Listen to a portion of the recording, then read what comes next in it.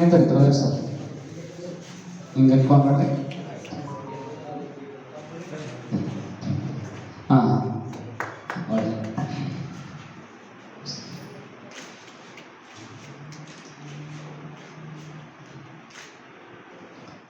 ತನ್ನ ಕೊಡುಗೆಯನ್ನು ನೀಡುತ್ತಾ ಪ್ರತಿ ಶಾಲೆಯ ಹಂತದಲ್ಲಿ ಸಹಿತ ಗಣಿತ ಕಲಿತ ಆಂದೋಲನ ಅನ್ನುವಂಥ ಒಂದು TLM ಕಿಟ್ ಅನ್ನು ಅಧಿಕೃತವಾದ ಒಂದು ಯೋಜನೆ ಇದಾಗಿದೆ.